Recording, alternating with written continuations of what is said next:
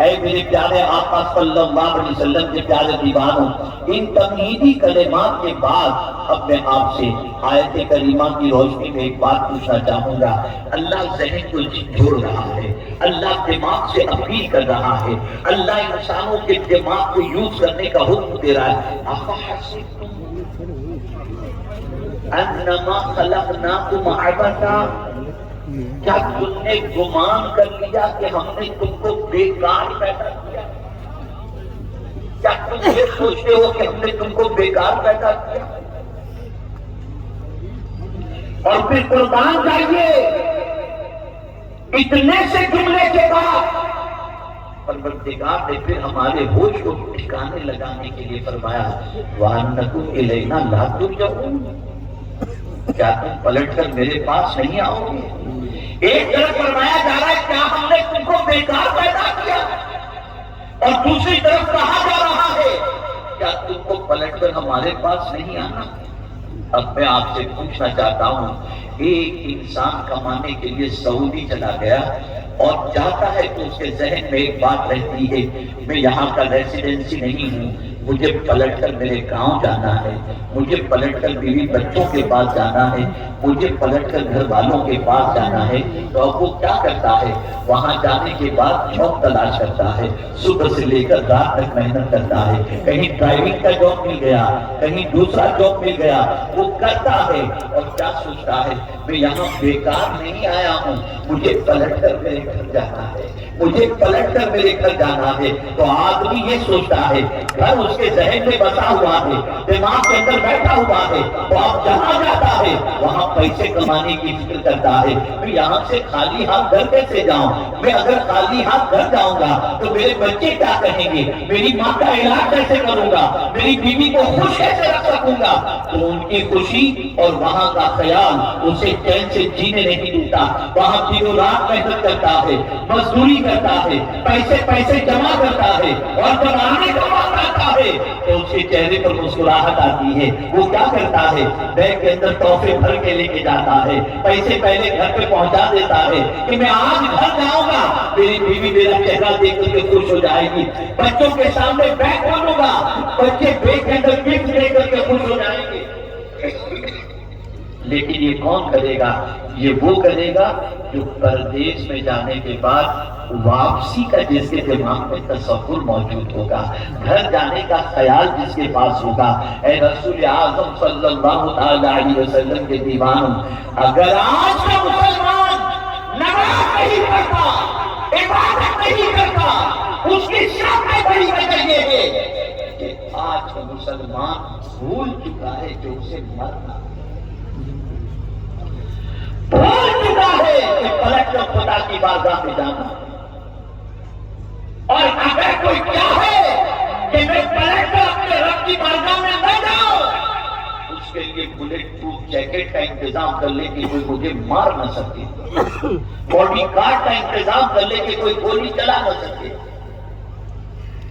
مضبوط قلعے کے اندر گھس جائے اور سوچے میں مروں نہیں، تب بھی میرے پیارے آقا صلی اللہ علیہ وسلم کے پیارے دیوانوں، موت کو کوئی بندہ روک نہیں سکتا۔ جب اس کی موت کا وقت آتا ہے وہ اس کے وقت پر آ کر کے ہی رہتی ہے، اور بندے کو اس دنیا سے کچھ کرنا پڑتا ہے۔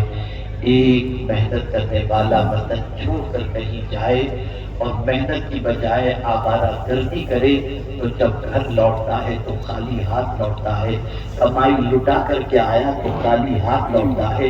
اب لوٹتے وقت اس کے چہرے پر خوشی نہیں ہوتی، غم ہوتا ہے کہ میں خالی ہاتھ جا رہا ہوں، میرے بچے مایوس ہو جائیں گے، بیوی مایوس ہو جائے گی۔ اے رسول اعظم صلی اللہ علیہ وسلم کے دیوانوں، کبھی آپ نے یہ سوچا کہ یہاں سے بھی اللہ کی بارگاہ میں جانا ہے، پلٹ کر اس کی بارگاہ میں جانا ہے؟ کیا لے کر کے جاؤ گے؟ کیا گناہ ساتھ میں لے کر کے جاؤ گے؟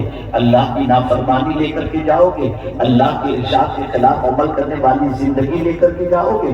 یاد رکھو اے رسول اعظم صلی اللہ علیہ وسلم کے دیوانوں، وہاں جانے والوں کی دو کیفیتیں قرآن نے بیان کی، دو کیفیتیں۔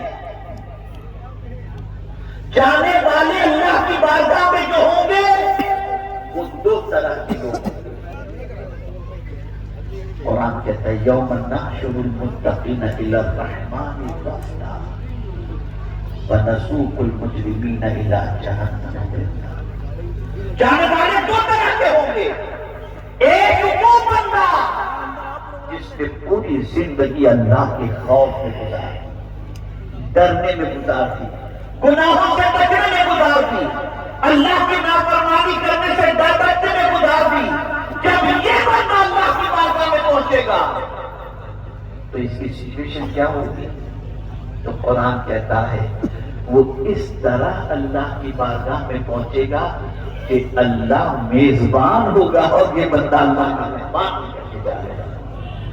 جب آپ سے میں پوچھنا چاہتا ہوں، جب مہمان بن کر کے کوئی جائے، آپ کے گھر کوئی مہمان آنے والا ہو جس سے آپ محبت کرتے ہیں تو آپ کیا کریں گے؟ مہمان کے لیے ہر چیز کا انتظام کریں گے کہ مہمان آئے تو خوش رہے، کھانے کا انتظام، پانی کا انتظام، رہنے کا انتظام، مہمان خوش ہو۔ ایک میزبان اگر صحیح معنوں میں ہوتا ہے تو وہ مہمان کو خوش کرنے کی کوشش کرتا ہے۔ اے میرے پیارے آقا کے پیارے دیوانوں، ذرا مجھے یہ بتاؤ، اگر متقی بن کر کے کوئی خدا کی بارگاہ میں جائے گا تو میرا مولا میزبان ہوگا، اور وہ میزبان اپنے مہمان کو کتنا خوش کرے گا جانتے ہیں؟ تو قرآن نے کہا قیامت کے دن ان متقیوں سے اللہ فرمائے گا وَلَكُمْ فِيهَا مَا تَشْتَهِي أَنفُسُكُمْ وَلَكُمْ فِيهَا مَا تَدَّعُونَ، تم جو چاہو گے تمہیں پیش کر دیا جائے گا۔ قیامت کے دن اللہ عز و جل سے بندہ جو چاہے گا، بولنے کی بھی ضرورت نہیں، دل میں خیال پیدا ہوا سامنے آتے، ادھر چاہا اس نے کہ مولا مجھے یہ مل جائے، سامنے موجود اس کو مستقیم جو اللہ سے ڈرتا ہے۔ آپ نے دنیا کے اندر بھی دو قسم کے لوگوں کو دیکھا ہوگا، ایک ایسا انسان جو حکمران طبقے میں سے ہے، اس کو پروٹوکول دیا جاتا ہے، پولیس کی گاڑیاں دائیں بائیں لیفٹ رائٹ افراد پولیس سب بالکل حفاظتی دستے کے اندر اس کو لے کر کے جاتے ہیں، احترام کے ساتھ لے کر کے جاتے ہیں۔ اور انہی پولیس والوں کو تم نے مجرم کو گھسیٹتے ہوئے لے جاتے ہوئے بھی دیکھا ہوگا۔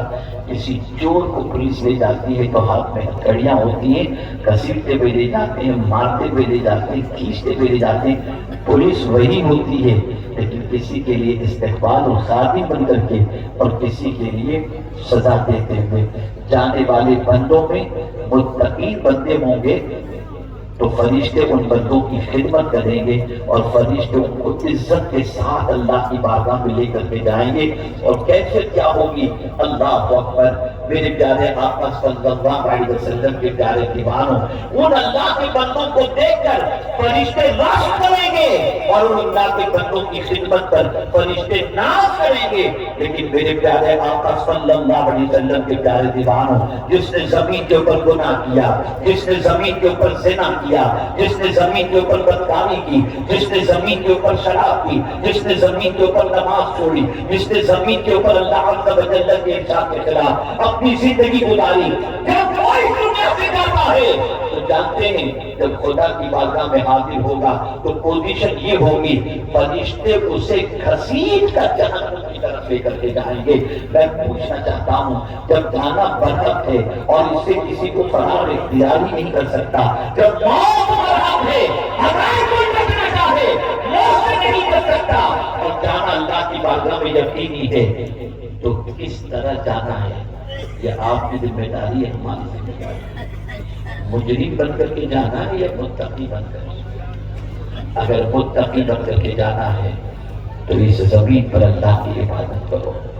میں کبھی کبھی بڑی معذرت کے ساتھ، میں آج سید انس صاحب کے ساتھ بیٹھا ہوا تھا، ایک اور حضرات بھی تشریف فرما تھے، تو میں نے یہی کہا مجھے یو پی کے اندر جو سب سے زیادہ آنے کے بعد اڑن محسوس ہوتی ہے وہ اس چیز کی ہوتی ہے کہ میں یو پی میں بسنے والے نوجوانوں کو سجدہ کرتے کم دیکھتا ہوں، نہیں پڑھتے نماز۔ اور آپ خدا نہ مانے تو عرض کریں، آپ سے قیامت میں نہیں پوچھا